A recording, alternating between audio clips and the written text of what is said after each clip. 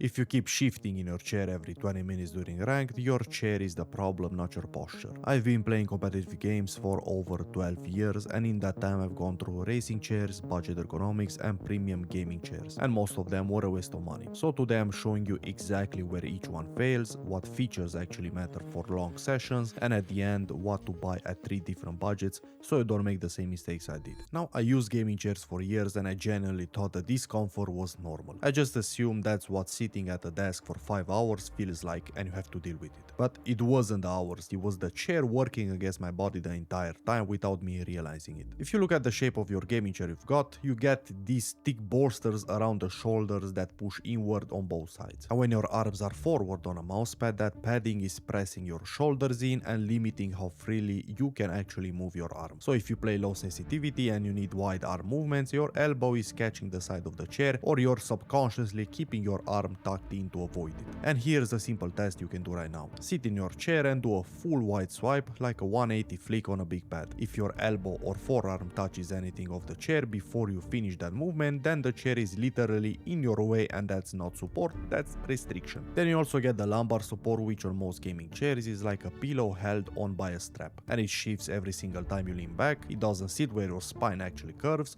it just sits wherever gravity pulls it, so you're either adjusting it non-stop or you just gave up on it and it's doing nothing. And on top of that, the seat material is PU leather on almost all of them, which feels fine for the first hour, but by hour 3 you're sticking to it and peeling yourself off every time you shift position. And you will shift because the dense foam underneath compresses and starts creating pressure points pretty fast. And once that kicks in, you're gonna move every few minutes, and every time you readjust, your arm angle to the pad changes. Your distance to the monitor shifts. Small stuff, but it all adds up across a long session. So eventually I figured, fine, gaming chairs clearly aren't it, let me grab a cheap ergonomic chair and call it a day. Now that turned out to be a different kind of wrong. So I bought a cheap ergonomic, 40 to 50 bucks, and the idea was right, actual shape, some adjustments, no racing design. But at that price the build quality just isn't there. There's a lot of wobble in the base, the mechanics feel loose, and if you're a bigger guy like me, the foam compresses within an hour. The lumbar support is just like a fixed plastic piece, no adjustments. It either hits the right spot of your back or it just doesn't. Now I know a lot of people are gonna say just get like a Secret Lab Titan, it's the safe pick, and honestly it is well built, it has like dense foam, steel frame, whatever you want. Now you sit in it and it feels like quality, but the foam is rigid, it doesn't adapt to your body, you adapt to it basically. So there's a difference between a chair being solid and a chair actually fitting you. Solid means it won't break, fitting means it works for your height and weight. Those are two different things. So before I talk about specific chairs, let me break down the features that actually matter, because most people buy chairs based on brands or looks and then wonder why it doesn't work for them. First, let's talk about the padding. Now foam seats gradually compress as you sit, especially if the foam is in high density. So over a few hours you end up with like concentrated pressure under your hips and tailbone. That's why after like 4 hours it feels so different compared to hour 1 on a cheap chair. Now if you compare it to a mesh seat, which works like a suspension system, spreading your weight across a tensioned surface and letting heat escape, this is much better basically. But here is what most people miss: you can buy the best ergonomic chair on the market and still hate it because you never set it up. Most people just sit in default settings and expect it to be perfect. That's like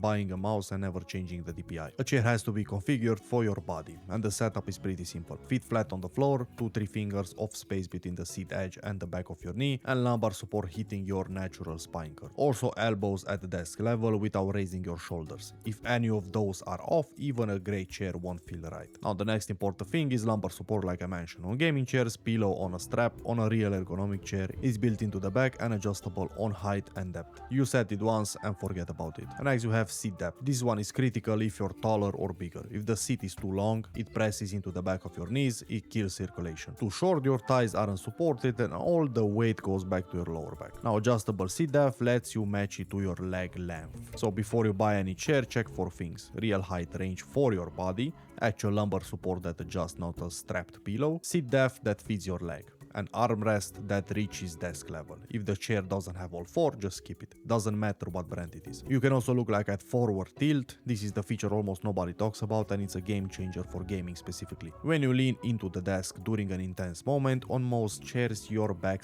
pulls off the backrest. You lose all lumbar support exactly when you're most focused. Now forward tilt angles the seat and backrest slightly toward the desk so you stay supported even when you're leaning in. And of course armrest, if you can get some armrest armrests that can move in any direction, those are the best. So these are the features. Now let me show you what it actually looks like when a chair has all of them. When I leaned forward, I still had back support. When I leaned back between rounds, my arm position didn't change. I wasn't resetting anything, I wasn't thinking about it, I was just playing. And here's what surprised me: you don't need to spend Herman Miller money to get that. There are chairs at half the price that gives you the same experience with even more ways to dial into your body. The point isn't what brand you buy, the point is once you sit in something that's actually designed for how your body works at the desk, you realize every gaming chair you ever had was working against you. And you just didn't know because you had nothing to compare it to. So let me make it simple: 3 budgets, 3 clear answers. Now for a low budget, don't buy a gaming chair at this price. Instead look at something like a Sihu, even an IKEA Marcus. Doesn't matter which one specifically, what matters is that it checks all the boxes. Height range for your body, real lumbar support that adjusts, seat depth for your legs, and armrest at desk level. Any of these will give you more real ergonomic value than a gaming chair with RGB and a racing logo at the same price. Now mid-range, this is where the real jump happens. Chairs like the Hinomi H2 Pro, Saihu Doro, all have mesh, proper lumbar support, forward tilt, tons of adjustability. This is where the chair starts fitting you instead of you fitting the chair. If you are at your desk 4+ hours a day, this is the tier you should be looking at. And high end, we have Herman Miller Aeron or Embody, Steelcase Leap or Gesture, and newer dynamic options like the Libernovo Omni. 10 to 12 years warranty, you set it up, you forget about it. And when you break it down per year, it's cheaper than replacing a gaming chair every 2-3 years. Now just think about it: your mouse maybe lasts like 2 years, GPU maybe 4, a good chair lasts 10+, and you sit in it every single day. It's probably the most used piece of hardware you own and the last one people think to upgrade. And if you game a couple hours casually, a gaming chair is fine, honestly. This video isn't for you. This is for people who live at their desk, work,